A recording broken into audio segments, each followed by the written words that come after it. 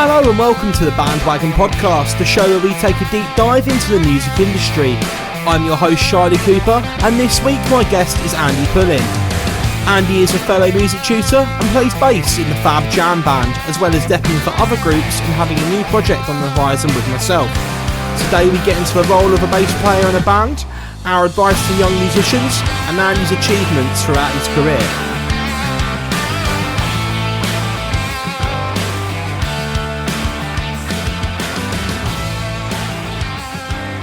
Andy, thank you for joining me. How you doing, buddy? Yeah, I'm good, thanks, mate. Yeah, it's good. It's going well at the moment. Just been really busy. And, as we were just talking about, it's been nice to have a bit of time off this week. So I'm still doing a little bit of work, but it's nice to kick back once in a little while, you know? That's the thing when you're a music teacher. You get half term and you do a few private lessons, but you don't really know whether you're coming or going. And I know. It's like, what's going on? You don't start work till 4 o'clock in the evening, and then it's just all a bit strange. It's all a bit, yeah. I mean, your day of planning's all over the place, isn't it? Yeah, it does make it difficult to find stuff in, but it does mean you've got a good excuse to just kick back for a bit. Yeah.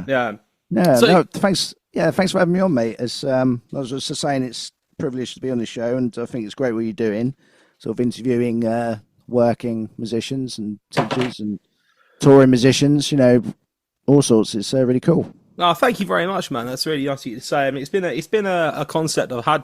You know what? I actually made the Facebook page for this about 2 years ago, and deactivated the page because I thought, oh, this would be easy. It'd be easy enough to do, and I realised I had none of the tech spec to be able to do it. And then the interface that I had broke as well, so it was just like, this isn't going to work. And then I sort of thought, maybe now's a good time to do it again. Once we got this new, we bought the new interface to do some demoing on, and here we are. Here you are, yeah. Yeah, this will be episode 11 now. So, Brilliant. yeah, it's still going strong. Not been kicked off the air yet. No. So, can you tell us, Andy, how did you first get into playing bass? Was there a particular moment? Was there a particular band, a particular bassist? What was the link in to that? Well, I suppose we should go back to the start. Like for me, I got into music around about the age of 14, 15. And I didn't really know what I was going to do with my life. Like I wasn't academically crap, but wasn't academically brilliant either. I was very academically average. And I didn't really have that too many interest in things. And there was always music being played around the house. Like my family, you know, my parents, for example, always listening to Queen and Elton John and ABBA and the Beatles, you know, big hit bands. My sister was kind of always listening to pop music of the 90s, you know, all your cheesy boy band stuff. So there was always a little bit of music playing. And I guess I kind of just grew interested in it. And I had a couple of mates at school as well who played guitar. And because I started off on the guitar, I do guitar and bass, mainly bass nowadays in bands, just kind of fell into it, I guess. I had an uncle as well who's into all the sort of classic sort of guitar hero stuff, like, you know, Jimi Hendrix and Cream and little Pink Floyd. I remember he tried to get me into Pink Floyd when I was like 15 and went right over my head. Didn't really get it at all. They were one of those bands I sort of appreciated later, you know. Yeah. When I was at that age, I didn't even like listen to indie rock stuff. But somehow or other got into bands like Deep Purple, Thin Lizzy. I was a big Thin Lizzy fan back in the day. Still like Thin Lizzy actually. I think they're a great rock band. Your classic rock bands. So Deep Purple, a little bit of Led Zeppelin, sort of stuff with long guitar solos, you could say, but Lynyrd Skynyrd and all that, you know. Yeah, long. Jeez. There's not a word to describe Lynyrd Skynyrd's length as being a Lynyrd Skynyrd tribute band must be pretty easy because like half his set's Freebird, isn't it? Exactly, yeah. God, I tell you that song haunts me. You will not believe the amount of times people request I play that, and like, yeah, it's one of those, isn't it? But the thing is, like, we've played together. You've seen me play. Anyone with half a brain knows I'm not going to play that song. You know. No, I know you're. Yeah, well, that's it. You're an indie sort of punk ska rock and roller, aren't you? Yeah, I'm hardly going to start doing. It's funny when you get requested. You know, I think you were talking about this a few weeks ago on one of your other shows. Yes, yeah, like, probably. You know, in my other band, we get like or do you do ABBA and stuff like that? So it's very strange. I don't know what it's about ABBA, but there's Yeah, always I know. someone... It's always ABBA. I was doing a Always Scar ABBA. DJ set the other night, and someone asked if I come. I had one person asked for Peter Andre, Mysterious Girl, and I was like, "It's kind of got a reggae beat to it, so I kind of understand why you thought that might go, but it does. But I'm not gonna." And the other one, someone kind of started asking me to play Chase and Status, and I was like, "Well, obviously not." The Scar Garage. Yeah, exactly. And I just the guy. It's quite weird. The guy got quite aggressive actually, and I had to do one. But it was quite interesting. I couldn't help but laugh. I was just like, no, obviously not. But yeah. So was there sort of when you went from guitar to bass? Now, quite a lot of bass players, you hear this story, started on guitar. And you know, I know quite a lot who moved out to bass as necessity because there weren't any bass players around. They were starting band, kind of someone had to do it, sort of thing. Is that what happened with you, or did you sort of like hear John Iron and go, actually, or something like that? What was the switch? I think all the bass hero stuff came later. I think for me, it's like you were saying, there was a necessity for bass players because guitar players are just 10 a penny. Oh yeah, are they? You know, and I kind of left the ACM in 2006, and I realised there was all these bass gigs going on around town, and basically no one was taking them. So I just went out that week and bought a bass and a rig, and a week later I was in a band playing. Yeah, it was kind of like a necessity to want to get out there and work. Really, I took up playing bass, but then I just grew a love out of it. Yeah, you know, it's funny. I've got a bass for exactly that reason. If someone says one day, "Oh, our bass player's like broken his finger or whatever," and like it's relatively straightforward stuff that I could do, but I can help someone out if I need to, you know. And it's funny how that works. And I always found it really strange that so many particularly kids don't want to play bass. When you look at some of the bands where the bass is such a drive, you look at the Stranglers, for example, you know, or the Clash, where you got so many good bass lines. And I've never been able to get my head around that.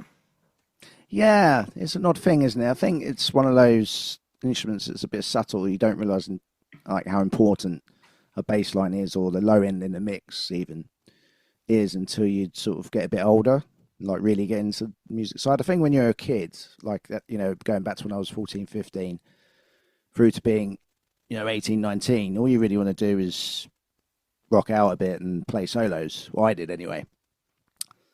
And, but yeah, I think that's what it is really. They just want to do all the hero stuff a lot of the time. Yeah, of course. And so when you moved into your first band as a bassist, I'm taking you've been in quite a few bands before at ACM as a guitarist then? Yeah, I was in like a little rock trio for a bit. Nothing really, to be honest, ever really took off, but I did play around with people and stuff and jammed a lot. So it was good having that sort of early experience as a 16-year-old, let's say. And interacting with other musicians. I think it's always important to get that in, actually. And as a tutor, I try to tell kids if they're going to do it, like try and play with other people, because you can't just stay in your bedroom jamming. You've got to get out there and play with other people at some point. Yeah, it's a really important thing to do, to be honest. Absolutely. I'm always telling people that the more you play with other people, the better you get. And I say to even the young kids that I teach at primary school, play with your friends. You've got friends who have lessons. Practice with them, play with them. It makes you a better player. It does, it absolutely does. Yeah. And you know, if you find someone who's a lot better than you, who's willing to spend an hour playing with you, that's even better as well. Oh yeah, absolutely. It's like a lesson in itself. You know? Yeah, I remember my because I had a guitar tutor, you know, Sutton, with a chap called Alan, and he was a great jazz guy. And he's no longer here. Sadly, he died about 10 years ago, but he was a really, really good player. He was always telling me, always try and play with someone who's better than you, because you pick up so much more when you do that, just through playing with them and jamming with them. Yeah. And you definitely, is number one thing, I think, get out there and play with people. Yeah, definitely. Go to open mics, or if you're not quite to that level yet where you want to play in front of anybody. Just jam with people. Jam with your mates. That's right. Absolutely. Or even if you're just started learning, and you've got a friend who's interested, show them a few things. Because showing someone else how to do something definitely makes you better at it. Yeah, man, spread the love. Yeah, absolutely. Yeah, absolutely. Not too much. We still need a job. But, you know, we So when it comes to your your sort of career as a gigging musician outside of the teaching from when that first all started. What did that path look like? Had you been in originals bands before, sort of trying to make it that way, like a lot of people have done? No, I certainly did. Or did you go straight into functions, sort of paid work? This is my career. Well, when I first started doing music full time, it was about 2006, 7. It was kind of like an attitude of, I'm just going to do whatever I need to do to try and make a bit of money and make a living out of it. So I started doing a bit of teaching. Joined, my first band was a band called Rip Off. And you would quite like them, actually, because we just, at the start at least, we just did punk rock covers. Mm-hmm. Remember, we did literally, because the singer and the rhythm guitarist in that band, they were very much, no, it's the drummer and the rhythm guitarist. They were basically obsessed with the Sex Pistols. Right. So he literally did the entirety of Nevermind the Bees. Played the whole album in pubs. And after a few months, we stopped because we realised everyone was sort of running out the door screaming. If you know what I mean. Wow. You know what I mean? Punk, I mean, it's funny, like, in the early days, everybody, especially when I was a young teenager, you didn't really get punk rock. No. The thing is, the Pistols never even played them songs well. So, no, well, I think the Pistols, wasn't it Glenn Matlock? He was the one who had sort of quite a lot of talent, but didn't they sack him because he wasn't, or he left or something? He didn't have the right image for the band. Apparently, he liked the Beatles too much, is the story I heard. Okay. But... yeah, but funny enough, he then rejoined them when they reformed in like the noughties or whatever. I don't know if he's still in that because John Lydon's not in them now. Is he not? They're still, no, they got a younger sort of like it's just like him, you know. Right. But yeah, it is. It's definitely one of those. I think a little bit like, you know, you get not so much with the Stranglers because they only changed one member, but like maybe more like From the Jam, you know, a bit more like that where they kind of chopped and changed a few people over the years. Yeah. As long as you got like some of the core members, I guess. Yeah. I saw a Kinks tribute band called Cast Off Kinks that had a couple of original members. I can't remember which ones though. That's going to annoy me now. But yeah, it's a funny. It's funny when that happens because it's kind of like, well, it's a tribute band, isn't it? Really? Yeah. Well, it basically is. Yeah. Yeah. And I didn't really. I kind of get punk now, and I quite like it as well. It's sort of doing your own thing and, you know, giving it it's basically what it means to me. And I'm very sorry. What was you asking me before all of that? I went off on a random. I asked sort of if you're what did it look like for you? Did you sort of like say 18, going at it with your own music, trying to get a record label, trying to go on tours, festivals, that kind of thing, or did you go straight into doing more function stuff and making a career out of it? Yeah, I think I was trying to do both. Because I did, in the early days, I did play in a couple of original bands. But alongside that, I was doing, you know, cover band gigs and teaching. So it was kind of, my attitude was I'm going to do whatever I need to do to try and make a bit of money and, you know, actually make a living out of it, eventually pay my bills out of it and stuff, which is where I am nowadays, thankfully. But I was in I should probably mention a band called Tidal Wave because they've done quite well. It was a band down in Brighton. I think he was a German. Yeah, he was from Germany. A guy called Dean, who I was still in touch with. But he's one of these crazy mofos. He's been all over the world. He was in Brighton for about a year and a half, and we did a bunch of great gigs down in Brighton. There's a really good scene in Brighton as well. At least there was back in the old days. But this guy, he's kind of, you know, he went from Brighton, he went to America, was over there for a couple of years, sort of chasing his dream, and now he's back in Germany. And I'll give him a shout out because he's done, since he moved back to Germany, he and his band, they've been supporting bands like Tremonti and Skid. Right. So I'm proud of him because he's done well and he's always chased his dream. But, you know, I couldn't go to America with him. No. No. But, you know, I'm proud to, because we're still in touch. We still talk online a bit, and I'm proud to have been part of the early lineup. And it was, it was cool. It was sort of grungy alternate rock. That's quality. That's Tidal Wave, did you say? For anyone band called Tidal Wave, yeah. They got quite a big following on Spotify. Fantastic. Yeah. So, go ahead, sorry. No, go on.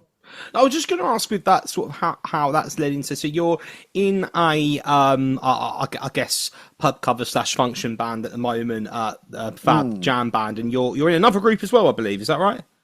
Well, I dep with a soul band, but that's Yeah. on a sort of depping basis. So my main band at the moment is the Fab Jam Band. And where does sort of how long have you been in that band? Is it just people you've known for a long time? Is it a newer venture? What's the situation there? Okay, well, it basically came from a blues band because for about 10 years, I was very much part of the blues scene. And that was a band called the Voodoo Shakes. And that was mainly originals, actually. And we did a lot of good things. We put 3 albums out. And then we had sort of album reviews in magazines, and we heard it on the radio. We did a couple of big gigs. We did some of the, venues up in town, like the Half Moon in Putney. Great venue. Yeah, great venue. I think we had about 4, 5. We did some support slots there as well, but we also did our own nights where we were the headliners, which is always tricky because you've got to shift tickets, but we managed to do it. And so we played up there about 4 or 5 times. We hit all the sort of bigger, I guess, blues festivals all over the UK. I think I told you before, the biggest gig I've done was with the Voodoo Shakes, and that was at the Uptown Blues Festival. Yeah. That was a... Well, where is that exactly? That was a spine tingling, as it was in front of about 4 or 5,000 people. Jeez, yeah, I bet that one. That's not one where you want to drop your pick, is it? No. well, I was playing bass, mate, so I was using my fingers. Didn't have to worry about that. That's true. It's a funny one, that. I think that's a real 50-50 bass players and picks, isn't it? Well, I did when I first started playing bass, after, years of playing guitar, I did use a pick, at least at the start. But I just preferred it. I think it's about a tone thing. Yeah. Some people like the more sort of precise, sort of more, trebly sound you get with a pick. And other people, like me, like the more rounded tone you get using your fingers. So it's really much a personal choice. I think it's quite interesting. I can remember speaking to a bass player and cellist and multi-musician, multi-instrumentalist rather, called Andy Lewis, and I knew him because he was Paul Weller's bass player for quite a few years. Wow! So yeah, he had a good gig, very good gig there. Yeah, that's a good gig. And I met him for him coming to BIM a couple of times, and we just sort of got on quite well and stayed in touch. And I remember him saying that the person that played bass in the Weller band before him was refusing to use a pick, but the problem with that was when they're playing songs like Town Called Malice, it was opening really slow because he's using his feet, and he couldn't, and which I think is the sort of thing if a covers band are doing it, it's a bit slow, no one notices. But when you're going and watching Weller play Town Called Malice, you want it to be you want it to be at that tempo. Right? Yeah, of course you do. I think there's certain songs where you just have to use a pick. I mean, like for example, we sometimes do Chelsea Dagger. Yep, that needs a pick. Yeah, yeah, definitely. 100% needs a pick. So there's certain songs that, I could imagine you could play like No More Heroes by the Stranglers. You would as well. I could imagine. Probably, yeah. Yeah, that's a real. Get the right tone on it. Yeah. Yeah, particularly the intro on that. That's nothing complicated, but it's that's going to smash your fingers to bits. Yeah, some songs do. Yeah, absolutely. So with your with Fab Jam Band, so what's the inner workings of that? The other members, other roles outside of actually playing, you know what I mean, like that, the more admin sort of roles, that kind of thing. Yeah, to be honest, we all do a bit of admin and we all book gigs as well. Yeah, so it's quite cohesive, quite cohesive, democratic, if you like. Yeah, probably a good word to play. It's quite nice because there's not really, one pressure on everyone. So everyone's kind of working together, which is quite nice. Yeah. In terms of set lists, I guess I sing a lead in a couple of songs, but Brent, the singer guitarist, he's mainly does the vocals. So I guess he leads what we play per set. Doesn't really change that much in terms of what songs we put in the set. We might alter it a bit if we're playing someone's wedding, but on the pub circuit, it's kind of much the same. Yeah. So you kind of got a standard like 20 odd songs that you play each night, and that's what you just 20 to 30 odd songs. Yeah, that's right, and it's quite nice because you just get really super slick and tight at playing those songs. There's no mucking around because we very often play them in the same order as well. Sure. But that works quite well because you just, you bang the songs out 1, 2, 3. There's no pauses really between songs unless we might want to say something quickly to the crowd, like, I don't know, thanks for having us tonight, and banter a bit. But yeah, no, makes sense. Makes sense to me. Yeah. And your sort of area, you play the South Coast area quite a lot, right? We play Surrey, Sussex, and Hampshire. Oh, okay. So I was completely wrong. Well, it's kind of south. It had south in it, mate. Everyone said like South Birmingham. Yeah, I'll do. No. Yeah. Anyway, south of Birmingham, south, and everyone north. Yeah, that's true. North, right? Yeah. Anywhere north of Pound Hill's the north to me, mate. Yeah. London, that's north. Yeah. I think it was Ross Noble was one of his DVDs, and he mentioned he was in Newcastle, and he mentioned like, I don't know Watford or something. I don't know. He mentioned somewhere, and someone booed him. He went, "Why are you booing there?" He went, "It's the south." He went, "No, it's not." Like, well, it's south of here. He's like, "Oh yeah, everywhere south of here. It's Newcastle." He did this thing about some bloke at the end of Brighton Pier just like booing Kemp Town. Like, being northern. Like, a little tangent there from me. Yeah, man. So with that area, it's a big area. That's the big area. How do you kind of build a group of fans who want to see you come back when you're covering such a big area? Good question. Although I think it's easier than it used to be because of things like Facebook. Yeah, sure. Things like that. The only problem is you just got to make sure you keep on top of your social media nowadays. Yeah, which can be tricky because you have to do it every single day. Yeah, I struggle with it. Yeah, it's I'm let's say sometimes I'm good with it, sometimes I'm not so good, but hopefully I'm more good with it than bad. Then people just, I don't know, just get into music, I guess. And we do have a one-man fan who Brent. Because basically the story of Brent is he used to play in his own blues rock band, like a trio. And me and Adrian, the drummer, who Adrian's from the ACM actually, that's how I know him. And we were playing in the Voodoo Shakes, and we were basically both on the same sort of blues circuit. And then for various reasons, Adrian ended up playing on the drums. And then we were like, well, who should we get on guitar? And we were like, why don't we just ask Brent? So he ended up joining the Voodoo Shakes for a couple of years. This is like leading up to lockdown. So he played in the, I guess, last lineup of the Voodoo Shakes. And then after lockdown, we kind of decided, well, let's just go and, carry on, but do it as a covers thing and do the occasional blues gig here and there, which is kind of what we're doing now. I'm sorry, man. I forgot what was the original question. I keep doing this. Go on. I asked. I'm sorry. I keep going off on a rant. No, I just asked. It's Riley's now, mate. You cover quite a big area, and yeah. How? That's right. Yes, that's right. And build a following. That's right. I was going to say about Brent because he's got a. He'll probably listen to this actually. Shout out to Mark if he's listening to this. But he's got a mad fan who follows us everywhere, and he records all the gigs as well and puts them up on YouTube. And he has about, I'm not sure what the number is now, but it's at least 1,600 videos of the band playing. So he's quite into it, let's say. Wow. And, so all you need is about another 100 of them in your set. But yeah. But it's I don't know, you just got to kind of put your stuff out there, and whether you're a covers band or doing your own stuff, and just see what flies. If people like you, they'll travel out. And I guess in terms of getting gigs, we just all got a lot of contacts that we built over the years.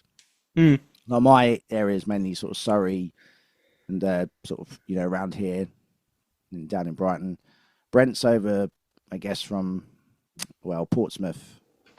So he's originally from, so he's got a lot of contacts over there. And Adrian's kind of more from Bracknell. So between us, we've got like quite a lot of pub contacts. And we're also on an agencies list at the moment as well. Yeah, that helps. Yeah, that helps a bit. So it's just building them up and, booking the gigs in, I guess.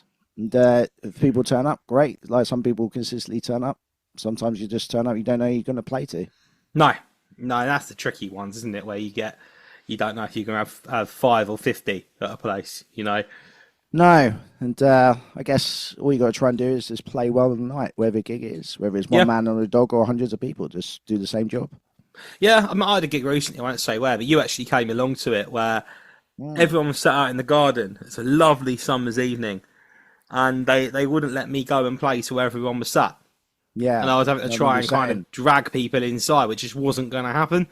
And those kind of things are a bit difficult. But again, you know, I think that was on the Friday night. On the Saturday night, I did a gig, and it was nice and busy, and you just don't know, do you? No, you don't. You don't know. You never know what it's going to be like. No. It's a funny one, isn't it? Because you can't always really, you know, I would always walk away from those in my younger years thinking, okay, what have I done wrong there? And often nothing. Absolutely nothing. It's just the way that's gone that night, and there's other stuff going on. The venue might not have promoted it particularly well. It might be a bit of a quiet place anyway, and they're trying to bring people in, and it's just not working. It could be that. It could just be. Yeah, it could just be. It's an odd time of the month. Yeah, there's also that. Yeah. Anything middle of the month's normally a bit weird. Yeah, it's normally the start of the month and the end of the month that's better. But yeah. Sometimes it's funny though. I remember, especially now I'm a bit of an agent as well. There's a pub I booked for in Dorking, and they were basically recently it said, look, we'll have DJs on New Year's Eve, and we'll book a band on the first Friday of the year, like the first week in January. Now New Year's Eve wasn't that busy, but then the first week in January you'd expect to be dead quiet, right? Yeah. It was one of their busiest Fridays of the year so far. The first week, Mental. It was absolutely rammed, and I don't even think it was particularly of the band that we put in place. It was just happened to just be how it turned out. Yeah. So it's very strange because I remember every other year thinking, yeah, it's always quiet this time of year, and then the place was absolutely flooded. So you just can't tell how it's going to go sometimes. No, you really can't. You really can't. Like it's that if you had a crystal ball, you know, you just don't know. Yeah, that's right. Just have a good old chat with Septic Peg and see what she comes up with, you know. Septic Peg. I've not heard that one before. Old Mystic Meg and Septic Peg. Yeah, Mystic Meg, I remember. I remember being on some sort of parody TV show, I think. I can't remember which one. It was in like the 90s. I can't remember. Yeah, it was a parody. Septic Peg was a parody of Mystic Meg, but I can't remember which comedy. It was one of those sketch shows in the 90s. Spitting Image or something like that. Yeah, something like that. Very funny. The show. One of those things they could never make again now. Well, they don't really do shows like that, you know, like Harry Enfield and stuff, do they? And they were so funny back in the day. Enfield. Everyone loved Harry Enfield, mate. Yeah, everyone's like go straight like Kevin and Perry, but my favourite characters were the blokes who used to sit in the pub, and one of them would just get really increasingly angry over nothing. Yeah. You know, like a big leather jacket, and he just starts screaming, like when you get more and more animated as he's always totally hypothetical situation that would never happen in a million years. Yeah, man, or the Liverpudlians. He starts. Oh, the Scousers, they were great. They were really funny. Like, there's someone with their sister's pregnant. They're arguing with the baby who's not even born yet. Like, they were great then. They were great. I mean, it's even funny when you think about not that long ago, like Little Britain. Can you imagine that being made now? It wasn't even that long, really. No, it's... Or In-Betweeners even. No, yeah, well, even especially In-Betweeners, you wouldn't, would you? And that was only... In-Betweeners was only really about, 8 years ago? Yeah, I mean, let me think. No, a bit longer than that. I think I was 16 when that came out, and I'm 33 now. So we're talking about sort of 16ish years ago. But the first one at least, Yeah, the first. And then the films came after that and everything. But I'm just thinking, the sad thing is, I was just like, yeah, this happened today at school to someone. I literally have already seen this episode because this is what it's like, You don't want to admit it, but the In-Betweeners is what it's like. So accurate. It might as well be a documentary. It really had. Yeah, everyone's got that. Out of those 4 people, there's one of them in every group. Yeah, there is. Particularly in the bigger groups. Yeah. you've yeah. So it's sort of back on Jack. When you've played in the sort of the project you have over the years, Yeah. you know, going into bands, it can be, you sort of go into one band thinking, oh, it's just like being any other band. But, the personalities can be different. And I think as a bass player, you've got that relationship. And I ask every bass player about this, the relationship between the bass player and the drummer and that hook in. So how important has it been to you to get on with these people over the years? Or have you managed, if there's someone, if maybe there's not been, if there's someone you've not got on with, been able to just sort of, okay, it's work, get through it kind of thing? It's, yeah.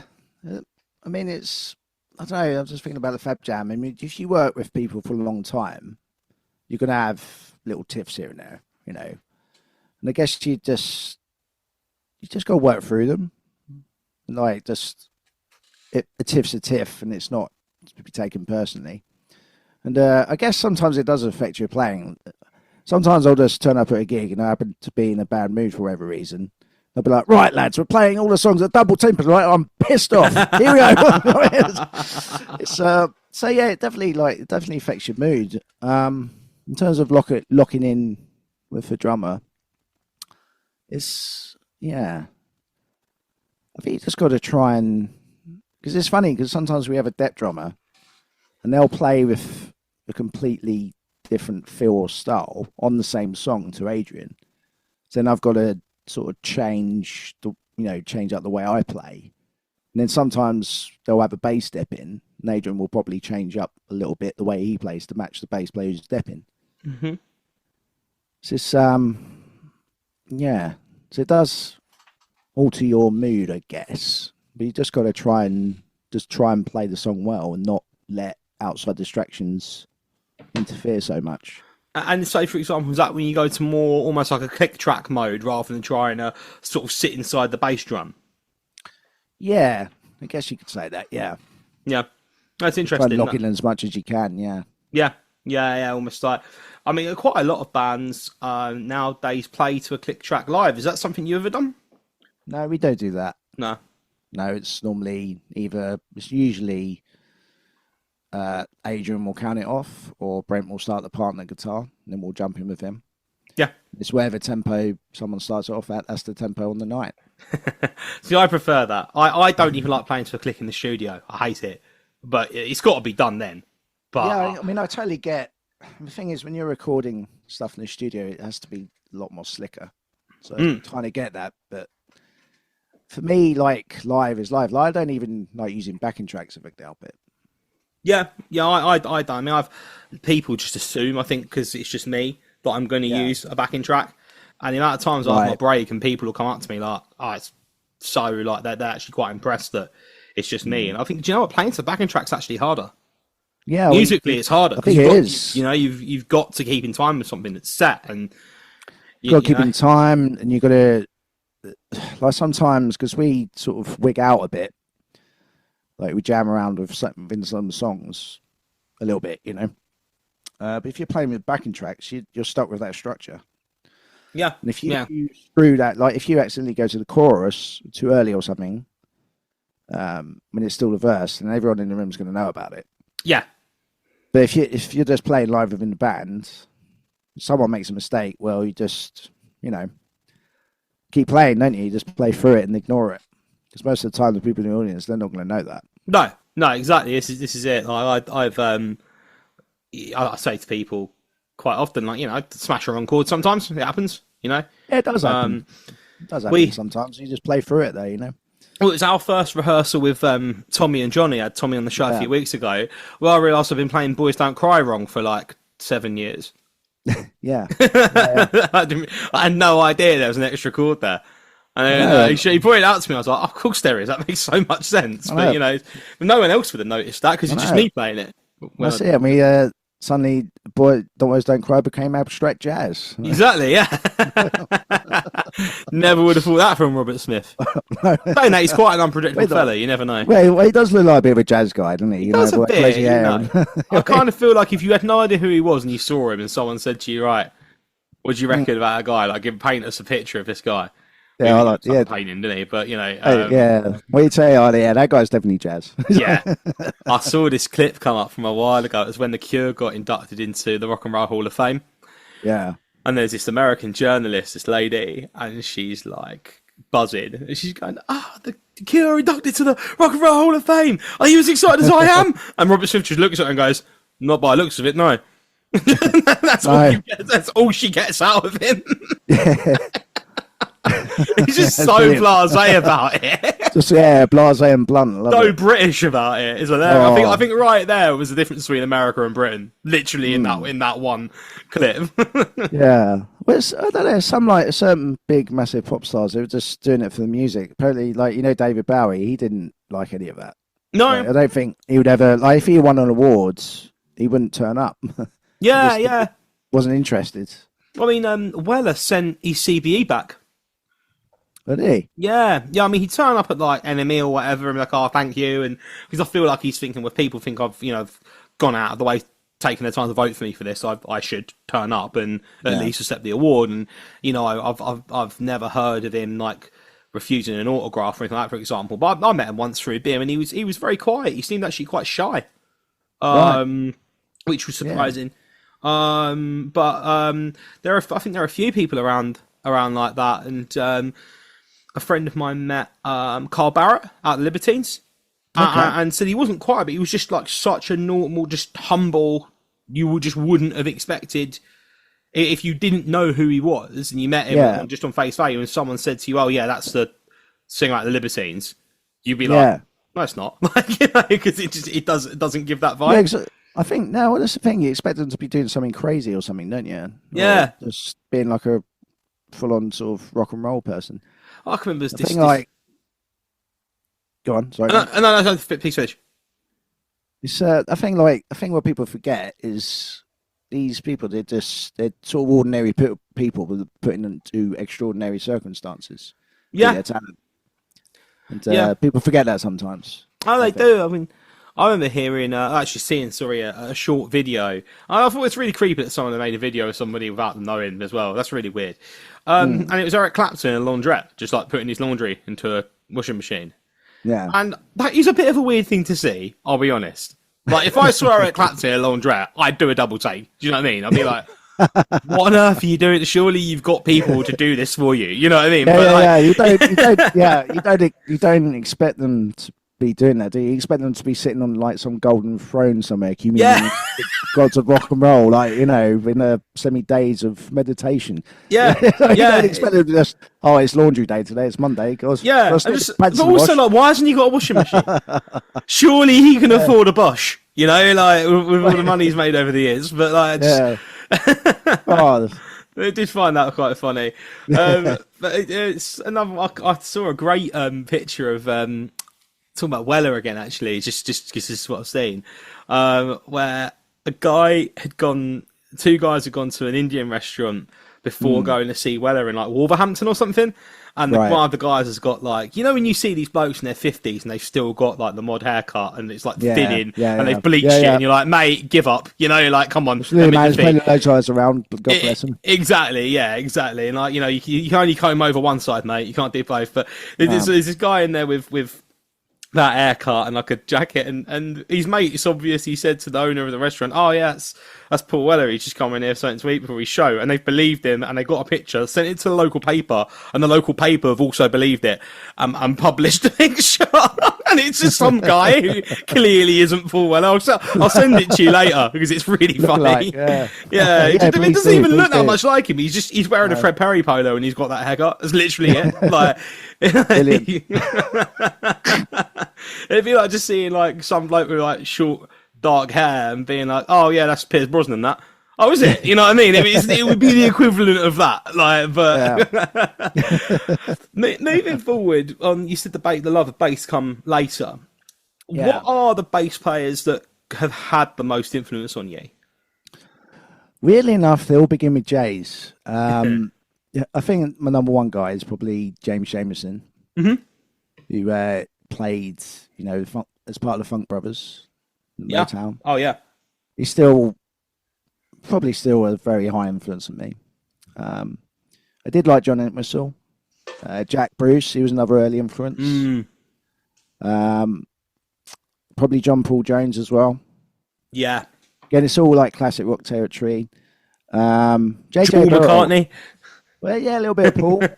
I think more for their songs rather than the bass playing. Yeah, of course. Yeah.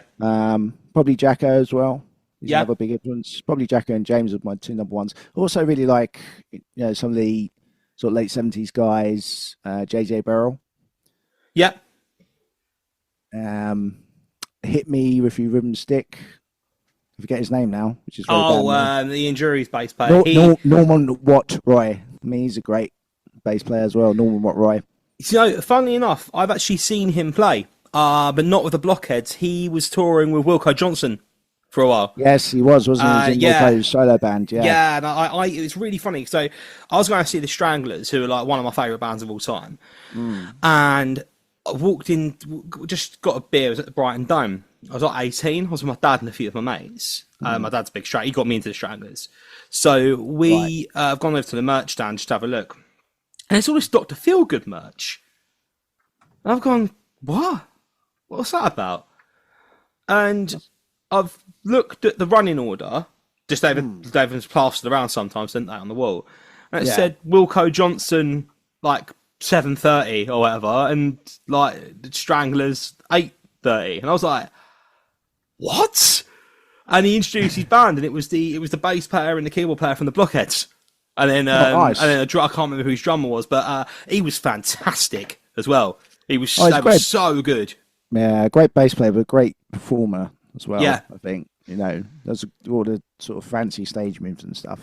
Yeah. That's why I've always liked John Jack Burnell of Stranglers. He's like an excellent player, makes some incredible bass lines. But the other thing is like the guy's a lunatic. He's a black belt in karate. I was just about to say that. I was just about to say he's a karate guy, isn't he? Yeah. I mean, if you listen to the episode with Steve Barnard, we talk about this, and he's like this Frenchman in his 70s that could just quite happily probably kick the shit out of anybody in the audience. Just crush your soul. Yeah. Oh, there's a video somewhere where somebody, someone in the crowd decided to spit on him. Oh, wow. And in the song, he just puts the bass down, gets down into the pit, and just starts beating the shit out of this bloke. And he's like well in his 60s at the time. You know? Yeah, it's weird. Like, spitting. Yeah. Disgusting, isn't it? Yeah, to be. That's the other thing. It's all about punk rock. Why did they all used to spit on each other? What was that about? I never really got about that. Never got that. No, why do you want to spit on someone? Why do you want someone spitting on you? I know. I mean, you're into what you're into, but my dad used to go watch a lot of bands at Crawley Leisure Centre that probably wasn't even there when you moved into town. The old Crawley Leisure Centre. It's all flats now. Right. He used to have a lot of bands play there, and he saw the Clash there, and they were all spitting at each other. And the Specials, I think it was, opened up for him, and they were like. So it was obviously before they were the Specials that we know now. Otherwise, they would have been the main band. But they were like, "What the fuck are they all doing? This is disgusting." You know, like what's just weird, isn't it? Yeah, really odd, really odd. It's a good way to get very ill. But absolutely, yeah. Come home with like someone else's tonsillitis on you. You know what I mean? Like, yeah, well, that's it, isn't it? Yeah. What they had for breakfast that morning. Lovely. No, I've never quite got that. And you get people like pissing in cups and launching them at Wembley as well. Oh yeah, well they do that downloads. They do that download, don't they? I've got some metal mates who go to download. Oh yeah, with a bottle of piss. Yeah. What? Why? We saw. We went to that. I don't know if you probably have Love Supreme, the jazz and blues festival in East Sussex. Yeah. Yeah, I've heard of it. Me and my wife went to it a few years ago. She's a massive Jamie Cullum fan, like loves him. Oh, cool. And I like him as well. So I was up for going. Oh, he's incredible. And we went basically to watch him, but there was also Gladys Knight, and she was absolutely amazing. She was just phenomenal. A band called the Teskey Brothers, who if you haven't checked out, I suggest you do. They're great Australian blues band. And we had fun. Weirdly, we ended up having our first dance to one of their songs.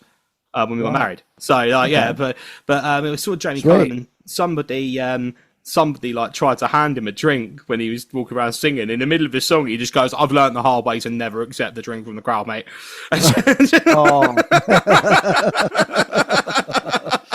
Oh man, what the? Yeah. I think we can all guess. You yeah, know. yeah. Oh, poor Jamie's stomach pumped. Oh no, yeah, bless him. He's like just Yeah. seems like the nicest bloke as well. Like, why would anyone do that? I'd imagine he was the nicest bloke because he writes, nice songs. Yeah, but he just comes across well as well. He's very Yeah. funny on stage, very good at crowd. We saw him again at he did a Christmas album before COVID and he couldn't really do anything with it. He released it, but he couldn't tour it. So the next year he did the gig at Shepherd's Bush Empire and we went. And someone literally shouted out like, can I sing with you? And he's like, yeah. And he just gets to the edge of the stage and this kid like gets to the front and they're just singing it was a Christmas carol. I think it was In the Bleak Midwinter. Right. And it was just like what a guy. What a, you know what I mean? Like how many people would do that? Like, I don't think there's many. Got big art, yeah. You know, it really can't. Like, but I guess that's a good thing about the sort of medium-sized venues as well. Like, he probably couldn't have done that in an arena. Put it that way. Yeah. No, or even like the Brixton Academy. That probably would have been quite tricky. Yeah. And Shepherd's Bush, because it's an old theatre, it's got that intimate feel to it. You know. Yeah, and I think they're the best type of gigs in many ways. Yeah. Well, I'm not a big fan of the sort of big stadium gigs. Yeah, I've been when I've had to, just because that's the only place the band I want to see her playing. You know. Yeah, but... I know.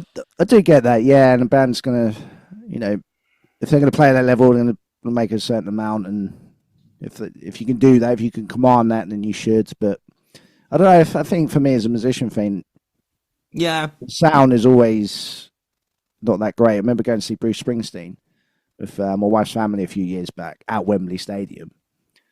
And, I mean, he's the boss. That guy's such a performer. He played for, I think, nearly 4.5 hours without break. Jesus! It's literally 4.5 hours away. But we had to leave and he was still playing, so we had to go and get the train. That's great. Incredible. The crowd are going, all right, Bruce, that's enough now, mate. Oh, mate. Turn it in. Yeah, that's it, isn't it? That's it. We've got to go to bed now, mate. So, yeah.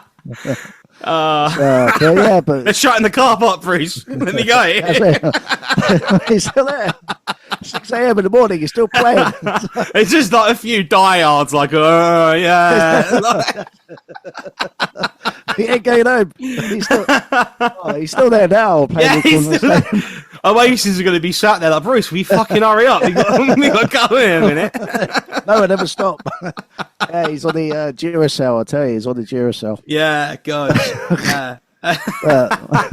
Frankie Valli was like that. But I don't know if you've seen any of the videos of him like now when he performs. No, it's so sad because he just sort of like emerges looking like a confused turtle coming out of his shell, and he's quite clearly miming. And it's just like he's a real hero of mine, Frankie Valli. I'm such a big fan, and like just seeing him still doing it, and I can't help but feel he might be being a bit exploited. Maybe he's in his 90s. Yeah, I don't know. Maybe. I remember a couple of years ago, I went with a mate of mine, we went to go and see Funkadelic. Mm-hmm. That was a great gig. And again, they were one of those bands, they didn't stop playing. It was like, I think they played for nearly 2 hours. And there's no pauses between songs. It was just going straight into the next song. It was actually really incredible. And, that's a serious amount of material to be able to do that. Yeah, well, they jam out a lot, lots of solos, and although not too many with funk. But George, he sung most of it, but there was segments where he's very obviously miming. But give the guy a break. He's like 84 years old or something. Yeah. The thing is, I think it's more. Frankie Valli's been miming for years, but I think it's now that he doesn't look well, and that I think that's the thing that's so sad about it. Yeah, I think sometimes when you see heroes, you just kind of want them to retire. Yeah, definitely. As much as I'd love to have seen him, like I should have seen him when I was 18, and got the last chance of seeing him being any good and seeing him actually performing. But, that's it. It's like you take like the Stones; they're still touring. But I don't know if I'd want to see them now. No. I mean, that's what I've not been to see the Who. Right? Same reason. Yeah. I mean, I think basically John Entwistle died, and I went, nah, that's it now. I'm not really interested because I mean, there's there's certain bands, isn't there, that like you have in your mind of what the sort of lineup should be. Like the one for me, Black Sabbath. You know, I love the stuff they did with Dio, but Black Sabbath is Ozzy, Geezer, Tony Iommi, and Bill Ward on drums. Well, there you go. The band, you know. Of course, yeah, and this is the thing. Like, a lot of people say it with the Stranglers because it's not been Hugh Cornwell for years. It's been Baz Warren for and it was someone else before that. But Baz Warren's been in the band for a long time. But because the difference is because they've done a lot of original material together and they've kept that cult following up, and the fans have really accepted Baz. It's a little bit different, you know. Yeah, it's sort of like I'd rather go and see Peter Hook and the Light than go and see New Order, right? Because if Peter Hook's not in it, it's not really New Order. Yeah, and the best thing about New Order is the bass. So, well, like, that's it, isn't it? That's another good bass player as well. Oh, he's fans. I saw him at Love Supreme a few years ago. Right. And he did basically just Joy Division and New Order Greatest Hits. And it was the most fan service set. It was amazing. And he was just on it. He was enjoying it so much. And he was just his crowd interaction was excellent. And he just looked really happy to be there. And it was exactly what you want to see, you know, from someone. That's the first time I'd ever seen him. I'm a big Joy Division fan. So, you know, when it was quite funny. He started doing Love Will Tear Us Apart, and at the breakdown bit, he starts talking to the crowd, and he talks to them for a while. He's talking about Ian Curtis, and he finishes and he looks around at because basically he plays bass and he has another bass player as well, right? And he looks around at the other bass player guitarist and he's like, "I've forgotten what verse we were on." And they just look at him like, "You're a dick. Like, what's wrong with you?" Like, it was really good. It kind of wasn't like, "Oh, he's forgotten his place." It was, "No, this is really good entertainment value." You know, But there's been some great stuff, and I think I'm one of the few guitarists who goes to a band and watches everybody. Yeah, you know, like particularly if I'm watching a jazz band. Yeah, I love watching. I'll spend a good sort of like 30 seconds at a time on a different person. You know, just moving jazz, around. Yeah. I feel realize if you go see a good jazz band, I've been to see a few. Everyone. It's not just the spotlight on one singular person, but everyone in the band is playing their ass off. Yeah, and I really like that. And I think because me and my wife, we went to one of the first holidays we had together. Was in New York for a weekend, or 4 or 5 days, and we went to go to the Village Vanguard, which is a famous sort of basement jazz club in Greenwich Village. Mm-hmm. And we didn't know what we were going to see. I just said, "Look, let's go there," because I know the music was going to be good. And it was sort of like it was a proper like New York bebop jazz band, and it was just phenomenal. Yeah, still one of the best bands I've ever seen. Those basement jazz clubs, I don't know what it is. There's just something about them that's incredible. There's one I really like in Prague. And it's in basically it's under a hotel, and the hotel used to be a palace, and the jazz club is basically the old like vault of the palace, and it looks like it as well. Yeah. I think I know the one you mean, because I think I've been there as well. It's just off the main square. Yeah, it's called Agthar. Yeah, it's amazing. Like yeah, man. It's incredible. You walk down those stairs, and you're like, where the hell am I going? And you get in, there's just a table at the bottom, and just some lady sat like, oh yeah, it's like a £5 to get in. You're like, oh, okay. And then you walk around the corner, there's this massive vault, and they're all playing in there, and it's like, what the hell is this? It's so cool. Yeah, man, it's brilliant there. So, I've been to Prague 3 times, and yeah, same. Same sort of group, same old guitar player. I can't remember his name, which is bad. I've even got his album, but I still can't remember his name. But anyway, trust me, it was really, really good. Yeah, that good. Yeah, that's it, man. That's it. But if people listening, if you're over in Prague, go and check that place out. It's golden. It is. I'm going there again for my brother's stag day. I hope you don't listen to this actually, but I'm going there again for my brother's stag day. Your brother's stag day, what you dress him up as? I don't know yet, but I think I'll leave that to the best. There's 2 best men, and when they found out I'd been there a few times, they've been asking me like some tips and that. I've got a friend out there. Shout out to Mike if you're listening, mate. Who's a tour guide. He's a horror writer. He writes these unbelievable short horror stories and like narrates them on YouTube. Oh, nice. And that's how I come across him. and I was just, cause I'm quite into the horror, and I was like, this is great. Like, and we end up sort of chatting on Twitter, and now we kind of chat semi-regularly, and my wife got in touch with him last Christmas and got a signed copy of his book sent over for me, that kind of thing. Yeah, really nice guy. But I think we'll do his tour, but my brother and his mates, they're more they like guitar music, but they're definitely more sort of, like, you know, like Oasis and bands like that, but they're definitely more like EDM and stuff like that. So I don't think we'll be going back there this time. But went there on my mate's stag when I planned that. He loved it. My mate Alex, who you'll definitely meet at some point when we start getting out there gigging. But cool.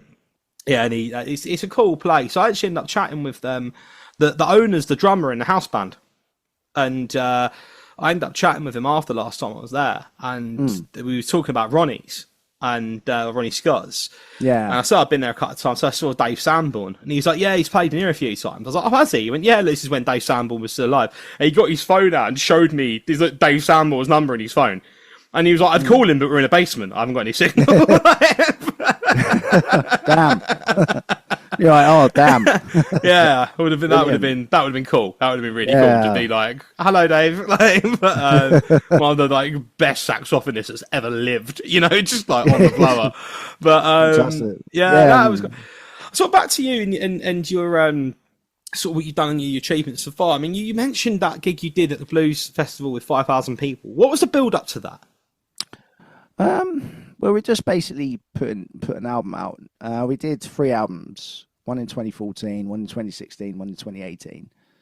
And we were kind of slowly getting better gigs year upon year. But the thing is about us, we were never really a touring band, but we did do good gigs. We did maybe 30 or 40 gigs a year, but they were blues circuit gigs and they were good gigs. Yeah. So it wasn't just, playing the dog and duck. No, you had your niche and we had our niche. And sort of just pushed it, and I guess it's just one of those things. You send your stuff into the people who organise these festivals. You get chatting, try to build up some sort of working relationship, and then they book you. Yeah, and that's what it boiled down to. Really, we didn't have a manager; it was always self-managed. Mm-hmm. Which, it's funny enough, that's the other thing that's good about the internet. You can kind of do it all yourself nowadays. It's just very time consuming.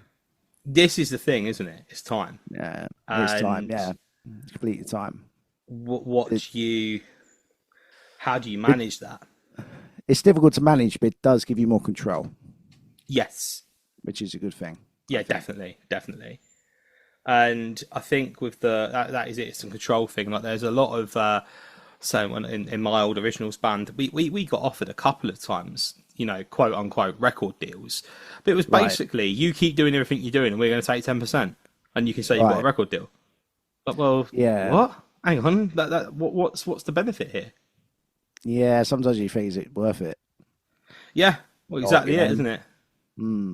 It's not. It's not most of the time. It really isn't. No, especially nowadays. Yeah, because you can do most of it yourself. Was it Smiley? I think you were saying that record companies have become almost, I wouldn't say completely obsolete, but they're less relevant now, perhaps. Well, they definitely are less relevant, and I think what the key thing there is what can they do for you? Is it something you can do yourself? Yeah. Are you getting ripped off? Yeah, are you getting ripped off? Do you have time to do these things? If you don't, then it's probably worth considering. Yeah, this is just it. This is it, and I think people don't realise as well. Funny, my grandparents came down from Staffordshire, and don't see them that much. They live quite far away. But I see them at the weekend, and last time I saw them, I was just about to start teaching in schools, as opposed to just privately. And they were asking how that was going and that kind of thing. And I've got quite a big ticketed gig coming up with Michael Levy Jr. Yes, I saw that. 1. Yeah, I'm really looking forward to that one. That's going to be good fun. And he's a soul man, so you'd get on well with him. You'd have a lot to talk about, I'm sure. And there are, and my nan said to me, like, and this is something that you'll laugh at this. Everyone listening probably gonna laugh because it's something that gets asked so much.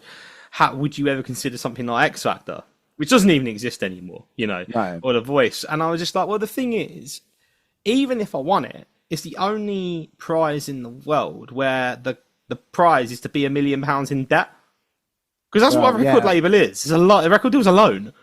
Like, yeah, well, it basically is. That's what people don't realise. Like they read like, oh, this guy's been given £25 million record deal. They're not just giving that money for free. They expect all of that back. So the artist has got to make that, and then maybe he'll make money after he's made that. Exactly. And like that's what people don't. Yeah, people don't realise, do they? Exactly. And people see these bands, and all of a sudden they turn up with like, fully kitted up with Gibsons and Gretschens and like Tamer drum sets and all that sort of thing. But like with that's been paid for out of their advance. Yeah, they need to pay that money back at some point. They do, yeah. So it's a tricky one. I feel like unless you kind of know, you're 100% confident you're going to make that success that's going to pay that back and then some. There's just not any point. You look at bands like over the years, it's sort of examples I've got of sort of unsigned bands that I've been following for a while. Missing Andy, Deaf a Guitar Pop. I'm right here, mate. Huh? I'm right here, mate. Yay! Hey. Get that one in there. Sorry. You just reminds me of a joke I need to tell you that I cannot tell while we're recording. So okay.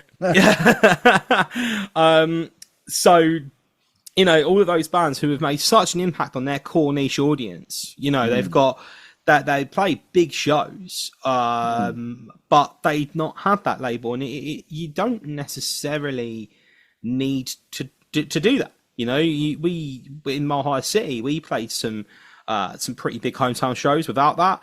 Slow Time Mondays do it year after year. Without a record label. They got a promotions company, This Feeling, that they work with. That's a different thing entirely. Yeah. Completely different thing.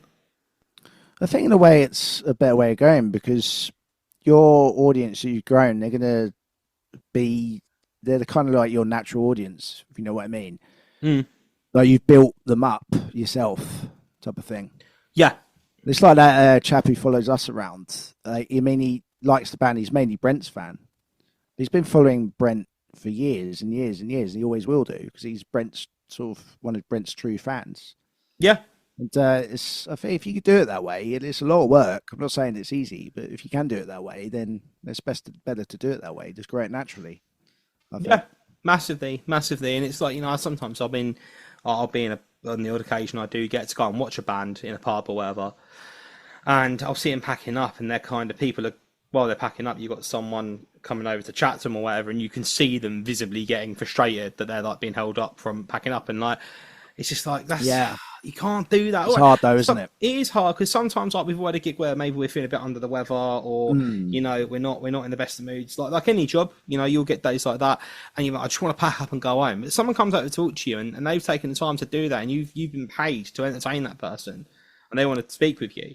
Then you've got to do it. You've got to chew the fat for a little bit. And of course you do. I hate reading stories about, superstar, sort of, I say superstar in a negative way, superstar musicians and famous people who don't interact with their fans at all. Yeah, I mean, that's even worse. You know what I mean? That's even worse than someone in a pub doing it. I think so, yeah. And it's terrible. Yeah, I mean, if you're playing in the pub or playing on a Half Moon, or, playing something Roundhouse in Camden or somewhere, someone makes the effort to come out and see you, and to spend their money coming to see you, then blooming well to spend a few minutes saying hi. Yeah, exactly. Coming to see us, you know what I mean? Just be courteous. Yeah, exactly. Take the effort. Whenever I go and see the Smythes, as the Smith tribute band, I always end up having a conversation with the guitarist. Now, there are dozens of people per gig, and they're a touring tribute band. He doesn't remember me when I speak to him. He hasn't got a clue who I am every time, but I've spoken to him about 3 or 4 times, and he always is more than happy to have a chat with everybody, and like, that's the way you do it, because these are the people that are keeping your lights on, man. Well, exactly. They're your bread and butter. Yeah. Without them, what are you going to do? Play to a dog?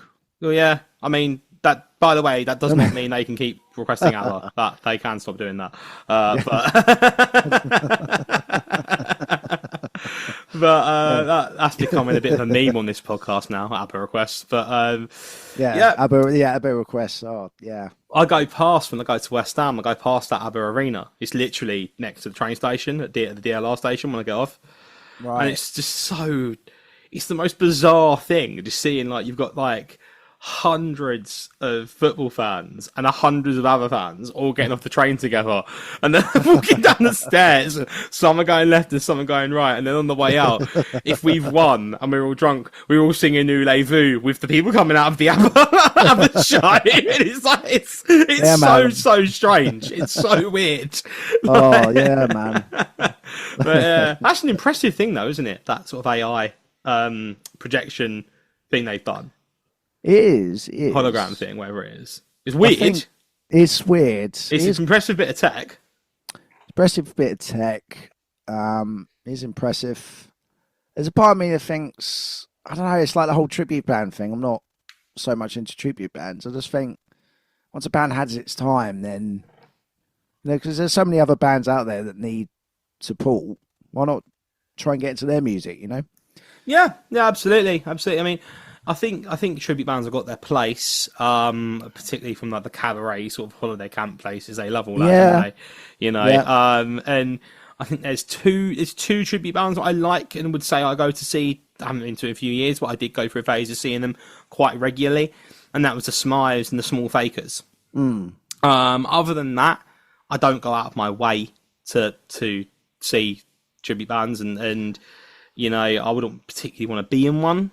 I mean, I do get why people like it. There is a market for it, and I do get why musicians do it as well. And I'm not, no, it can be a good paycheck. It can be a good paycheck, and I'm not beating down anyone who does do it.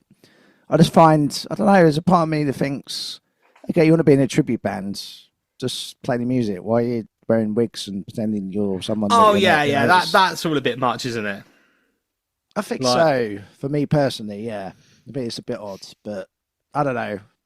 I'm not into the whole tribute scene so much. Yeah. So no, maybe that's just part. Maybe that's just part of the package. Maybe. I mean, one band I did see who were very much like that, but they were amazing. Was the Bootleg Beatles? Right. And that. I've got to say that was incredible. That was so good. But yeah, I can understand the feeling of like, hang on, they're changing their outfits for the different eras. Like, you know, and that kind of thing. And like, I think it's kind of like, you kind of can't look at it like it's a gig, it's a show. It'd be like going to see, look at it as if you're going to see like Jersey Boys or something like that. You know, if that makes sense. But because it does get a little bit uncanny valley. Yeah, I can kind of see that side of it. Yeah. Yeah, it's interesting. I think so. I don't know. Yeah, I think some people just get a bit too obsessed with it. But yeah. This is my take. No, this is my take. I mean, let's face it. If someone says, "Hey, Andy, come do an Elvis tribute. We'll pay you £800 a gig," I'm there tomorrow.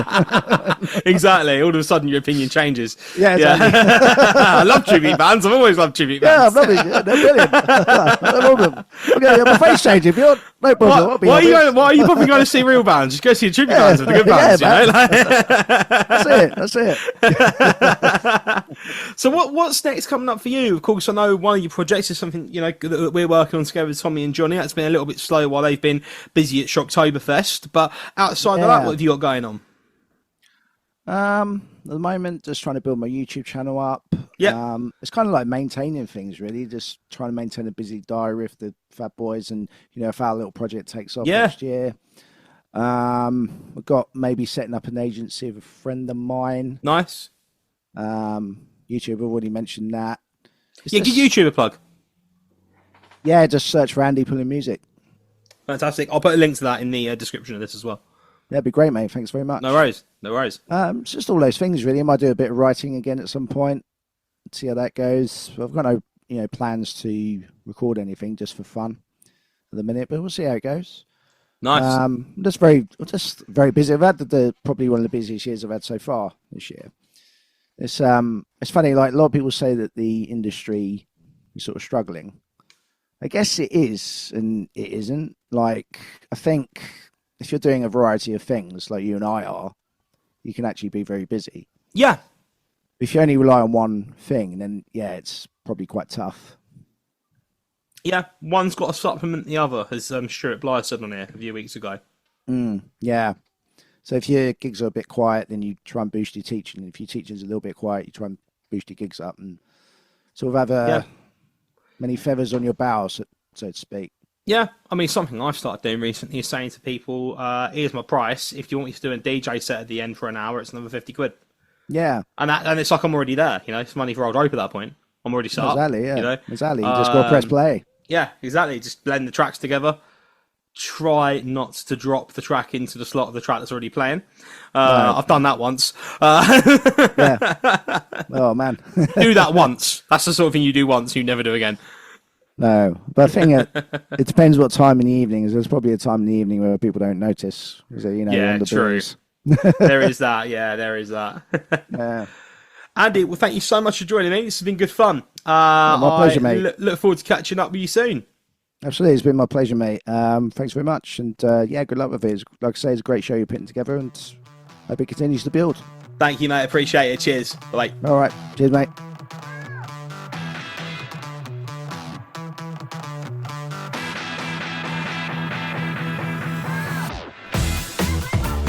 You've been listening to the Bandwagon Podcast with me, Charlie Cooper. You can follow us on Facebook and Instagram at The Bandwagon Pod, and follow us on Spotify, Apple Music, YouTube Music and Amazon Music to keep up with future shows.